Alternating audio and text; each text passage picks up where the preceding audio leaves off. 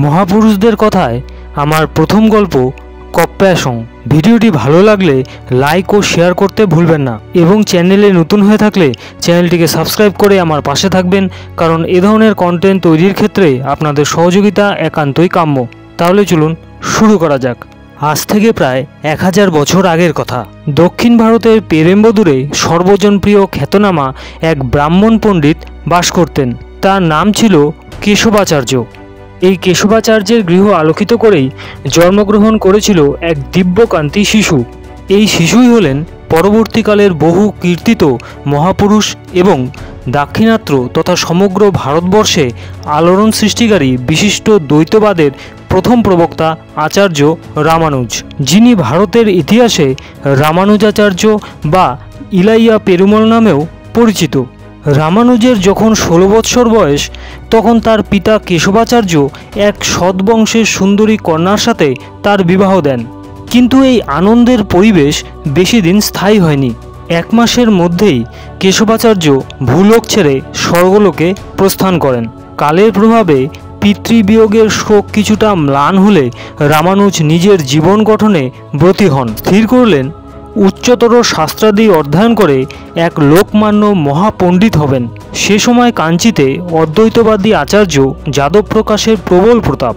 নগরে তার শিষ্য ও খ্যাতি দুটোরই অন্ত নেই। রামানুজ পরম উৎসাহে তেনার নিকট অধ্যয়ন শুরু করে দিলেন। একদিন সবেমাত্র ছাত্রদের ভোরবেলার পাঠ শেষ হয়েছে। এই অবসরে অধ্যাপক যাদব প্রকাশ স্নান করবেন বলে অঙ্গে তৈলমর্দন করছিলেন। সেই সময় উচ্চতর শ্রেণীর এক পড়ুয়া তার কাছে এসে ছান্দোগ্য উপনিষদের একটি শ্লোকের ব্যাখ্যা সম্বন্ধে প্রশ্ন করে। শ্লোকটির মধ্যে তস্য যথা কপ্প্যাসং পুণ্ডরীকমেবমক্ষিণী, এই মন্ত্রাংশে কপ্প্যাসং শব্দটিকে নিয়েই যত গণ্ডগোল। আচার্য যাদব প্রকাশ এই মন্ত্রটির বহু প্রচলিত ব্যাখ্যাই প্রদান করলেন। তিনি বললেন, সূর্যমণ্ডলে অধিষ্ঠিত পুরুষের চোখ দুটি রক্তবর্ণ, কিন্তু তা ঠিক কীরকম? না, তা হলো কপির গুহ্যোদ্বার দেশের মতো। অর্থাৎ সেই স্বর্ণপ্রভা পুরুষের চোখ দুটি বানরের গুহ্যোদ্বারের মতো লাল বর্ণের যে পদ্ম হয় তার মতো। পরব্রহ্ম পরমপুরুষ শ্রী ভগবানের নয়নকমল সম্বন্ধে এ কেমন অবাঞ্ছিত হীন উপমার প্রয়োগ! ভক্ত রামানুজ আচার্য যাদব প্রকাশের এই রকম উপমা শুনে হৃদয়ে বড়ই আঘাত পেলেন এবং তার মনে বারবার একটাই প্রশ্ন ঘুরপাক খেতে লাগল, যিনি বিশ্বভুবনের রচয়িতা, সকল সৌন্দর্য, কল্যাণ ও গুণের উৎস, তার আখিপদ্ম নাকি বানরের গুহ্যোদ্বার দেশের মতো? এ কি সহ্য করা যায়? ক্ষোভে দুঃখে অভিমানে ভক্ত রামানুজের নয়নযুগল দিয়ে অঝরে অশ্রুধারা ঝরতে লাগলো। সে বারবার ভাবতে লাগলো, এ কখনোই হতে পারে না। ব্রহ্মজ্ঞ ঋষিদের দ্বারা রচিত এই মন্ত্রের নিশ্চয়ই অন্য কোনো অর্থ লুকিয়ে রয়েছে। রামানুজের নয়নযুগল থেকে দুফোঁটা জল আচার্য যাদব প্রকাশের অনাবৃত জানুদেশে গড়িয়ে পড়ে। আচার্য চোখ তুলে তাকিয়ে দেখেন রামানুজের চক্ষুদ্বয়ে অশ্রুরাশি ছলছল করছে। অধ্যাপক ছাত্রের মনোবেদনার কারণ জিজ্ঞাসা করলেন। উত্তর শুনে তার বিস্ময়ের সীমা রইল না। রামানুজ আচার্যের নিকট নিবেদন করলেন, প্রভু, আপনার মতো জ্ঞানী মহাত্মার মুখে উপনিষদের এরকম ব্যাখ্যা মানায় না।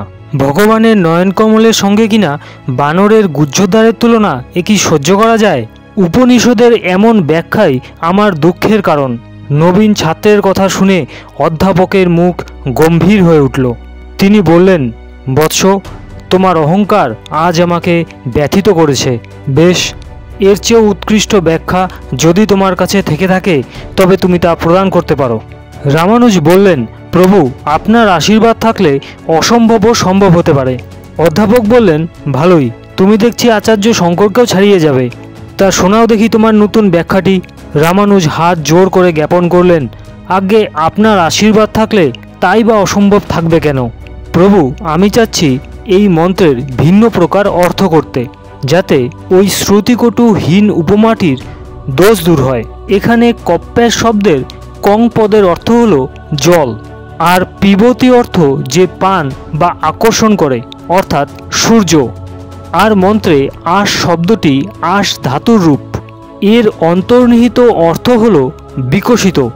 সুতরাং সমগ্র বাক্যটির অর্থ দাঁড়াচ্ছে সূর্যের দ্বারা যা বিকশিত হয়, অর্থাৎ পদ্ম।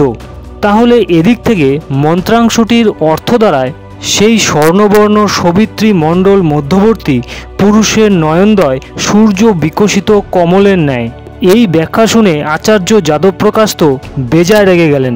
বললেন, তুমি যা বললে তা তো মুখ্য অর্থ নয়, গৌণ অর্থ মাত্র। এ তো তুমি তোমার মন মতো একটা ব্যাখ্যা তৈরি করছো। তবে তোমার ব্যাখ্যান কৌশল অবশ্যই প্রশংসনীয়। সেদিন আচার্য যাদবপ্রকাশ রামানুজের এ ব্যাখ্যা মেনে নিতে পারেননি ঠিকই, কিন্তু তিনি স্পষ্টতই বুঝতে পেরেছিলেন যে শিষ্য রামানুজ একজন ভগবদ্ভক্ত ও সুপণ্ডিতই নন, এক তীক্ষ্ণ মেধাসম্পন্ন দ্বৈতবাদী শাস্ত্রবিদের সম্ভাবনা তার মধ্যে ধীরে ধীরে ফুটে উঠছে। আজ এ পর্যন্তই। সঙ্গে থাকুন আর দেখতে থাকুন গল্প পুরাণ।